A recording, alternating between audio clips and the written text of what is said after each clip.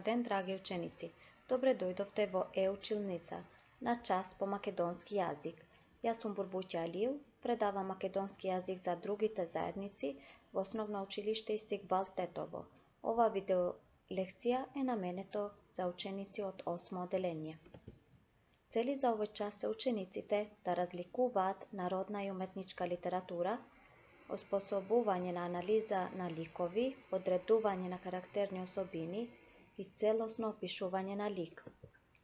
Мајкино воспитание и Марко Слободова 3 Синџири робје, споредба авторска и народна епска песна, основна разлика меѓу епска песна и уметничка песна. Мајчино воспитание, што е авторот Григор Прличев, е лирско-епска песна.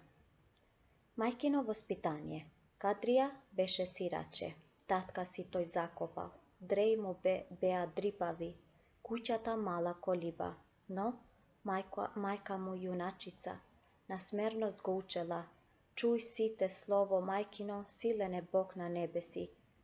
По морски земни ширини, окото Божје следи се слуша ово негово, тагува пред лошините, на доброто се радува, десницата ја протега, справедливо му плаќа тој, секому според делата. Сакај го сине брата си, колку е мајка вдовица, до што е човек брате твој, не гледај боја, вера, род, утеши секој страдалник, раздори кавги смирувај. Анализа на песната Мајкино воспитание. Кадрија е позитивен пример, тој благодарение на правилното мајчино воспитание израснува во голем добродетел. Прличев во песната за Кадрија, Мајкино воспитание, изнесува своји погледи за човеколюбието, за еднаквоста меѓу луѓето. Кадрија не се плаши од ништо, ниту од врлите разбојници кои ги разубедува да не чинат зло и ги поведува по пат на благочестие. Секое воспитување на детето е потпора со кој полесно и поубаво ќе расте и ќе го запознава животот. Според потеклото, литературата се дели на народна, што е авторот е непознат, уметничка, авторот е познат. Лирски песни. Песните во кои поетот ги изразува своите чувства, според мотивот може да бидат љубовни, пејзажни или описни, патриотски, што се родолюбиви и други. Кај лирските песни карактеристичен е мотивот, основна мисла водилка, која го поттикнала поетот да твори. Лирско-епски песни. Што се лирско-епски песни? Во литературата среќаваме песни кои покрај тоа што изразуваат големи чувства, раскажуваат и одреден настан. Значи, содржат елементи и од лириката и од епиката, затоа се нарекуваат лирско-епски. Чувствата, значи имаме со стрелка лирика и настан епика. Лирско-епски песни, кои со големи чувства разкажуваат одреден настан. Непознати зборови од песната на Прличев се дреј, што значат алишта, смерност е правилност и водворил е всадил. Ајде да повториме. Литературата според родот како се дели? Се дели на лирика и епика, драма. Што изразува лирика? Лирика изразува чувства, епика раскажува настан, а драма настани прикажани преку диалог и монолог. Структура на песната. Песната е астрофична, има 27 стиха, стихот е силабичен, односно сите стихови се осмерци. Според потеклото, песната е уметничка, има автор и тој е Григор Прличев. Значи авторот е познат и е Григор Прличев.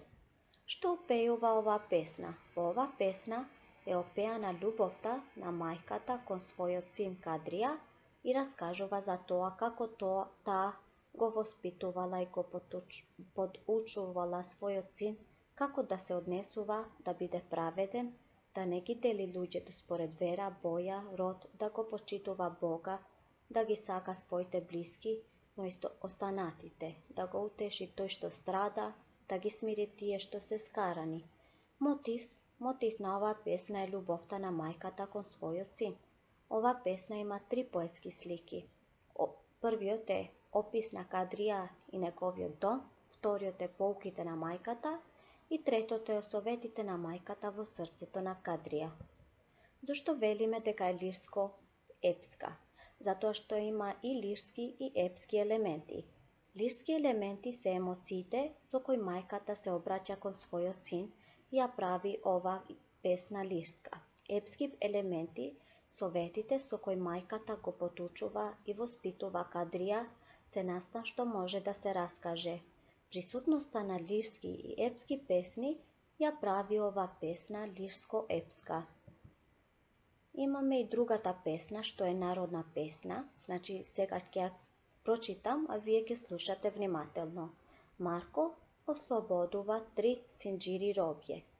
Сама мома црни очи клела, што гледа ниско задрема, не видоа, што по друмот мина, помина 3000 татари, протераа 3 синџири робје, еден синџир се млади невести, други синџир се млади момчиња, трети синџир се млади девојки, невестите жално милно плачат. Мили наши, сами машки деца.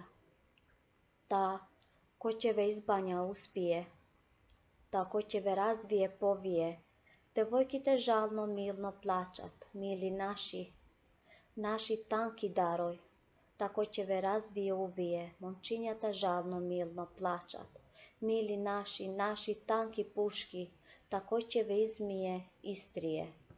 Значи, епски песни се оние песни во кои се раскажуваат низа настани или случки кои имаат вообичаен ред, едно по друго и се викаат епски песни. Да повторуваме уште еднаш што се епски песни? Песните во кои се раскажуваат низа настани или случки кои имаат вообичаен ред едно по друго се викаат епски песни.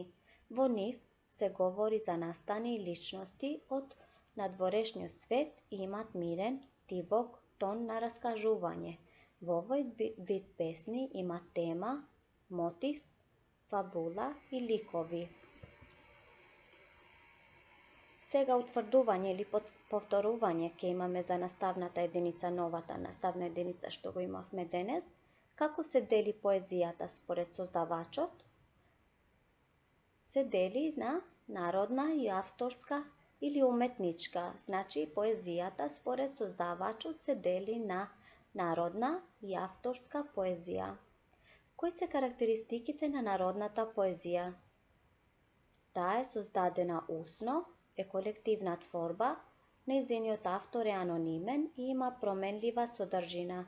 А кои се карактеристиките на уметничката поезија? Таа има непроменлива содржина, создавана е писмено, авторот е познат, знаеме кој е, и таа е организирана во строфи кои се состојат од римувани стихови. И за домашна работа вие, драги ученици, ќе имате анализа на песна да пишувате за Марко ослободува 3 синџири робје